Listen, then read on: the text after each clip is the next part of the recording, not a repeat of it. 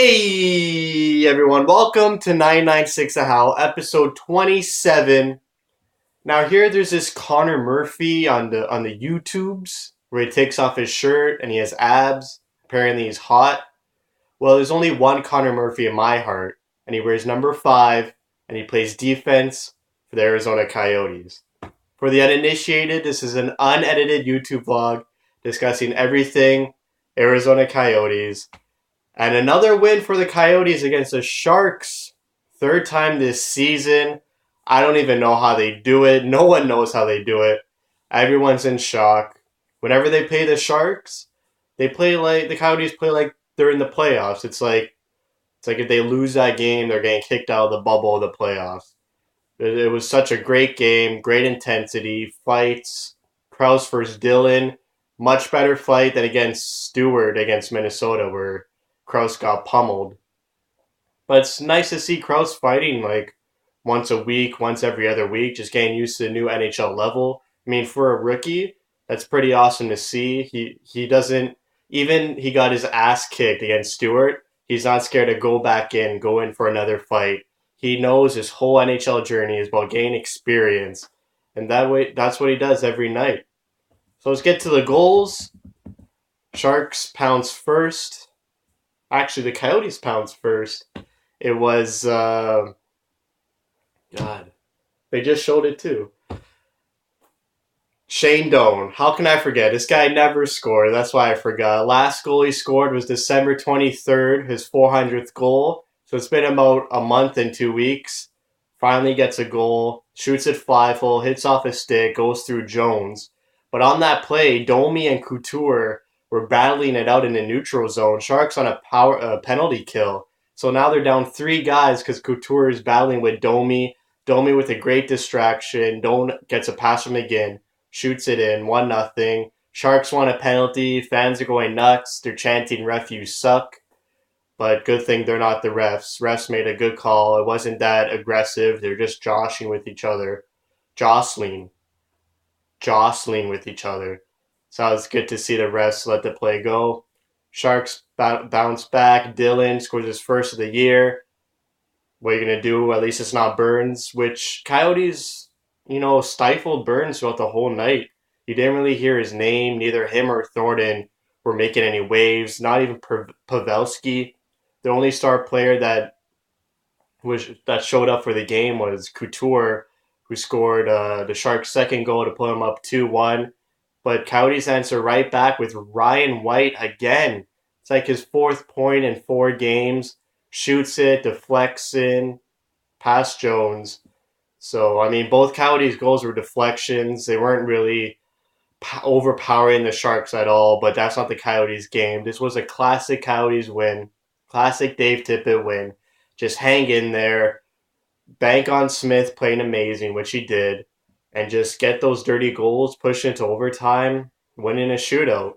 And those shootout goals by Perlini and Verbata were amazing. I mean, Perlini's goal, he just made Jones look like an AHL goalie, and Verbata with the reverse Verbata move goes backhand, forehand, just tucks it, roof job.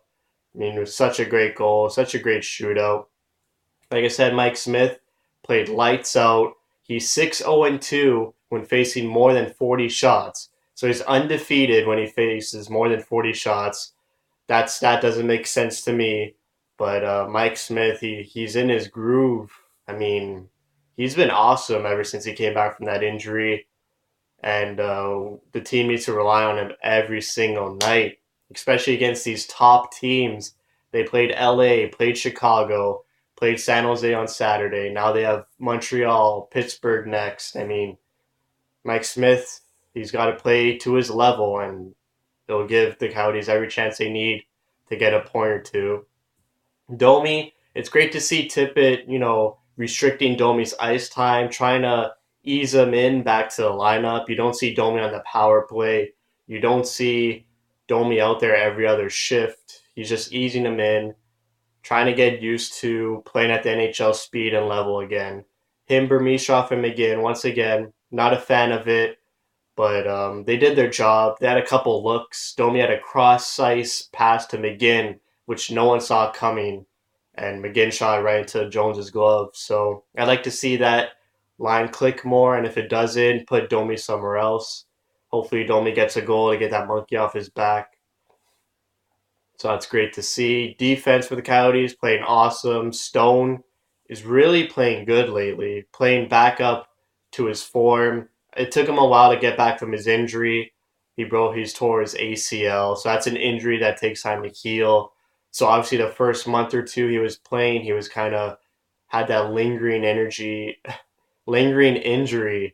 hurting his play. But now he's back up to form, and hopefully other GMs see that and don't discredit Stone for having a lackluster first half of his season. He's been playing really well lately, so hopefully he garners more at the trade deadline. So Tucson, Tucson Roadrunners kind of wavering a bit. They've won one. They've won one game of their past five. Had a couple close games against the Charlotte Checkers. Dauphin on Friday night scored with a minute left to give the Roadrunners a 3-2 win. Hopefully, the Roadrunners get back to their winning ways. Duclair had an amazing primary assist on that goal. He was just dancing in the offensive zone throughout the whole team, finds Dauphin, and he shoots it in. Other bad news for the Coyotes this past weekend was the Arizona State University backing out of the arena deal. Now, I'm not going to get into the politics of that, but all I know is that the ownership team is committed to Arizona. I don't think the fans should worry about the team relocating. This team's been through hell and they're still here. And after the ownership brought in Tucson Roadrunners back to Arizona to have their AHL team close, I think they've invested way too much into Arizona, and they're seeing the hockey grow in the state ever since they bought the Coyotes. So I think we shouldn't worry. They'll find another deal. They're smart businessmen. Maybe with the Suns, maybe extend their Glendale deal an extra few years to give them some some room to see other options. Downtown's always an option. So even Scottsdale might be an option. So you never know. I'm not too worried about it. It shouldn't be a dark cloud hanging over the Coyotes for the rest of the season. Maybe in the summer we'll look into it more and have more eyes focused on it. See if ownership makes a deal. Coyotes got a 4-day break. They play next Thursday against Montreal. So they had their Christmas break, had their mandatory 5-day break, had the All-Star break, and now they have another 4-day break.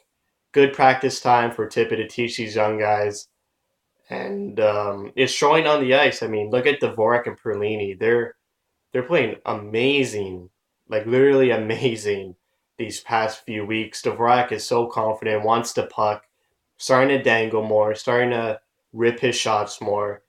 I can see him being an offensive dynamo in these last few months of the season, and hopefully that carries on into the next season. That's it for me. Thank you for watching. Thank you for your support.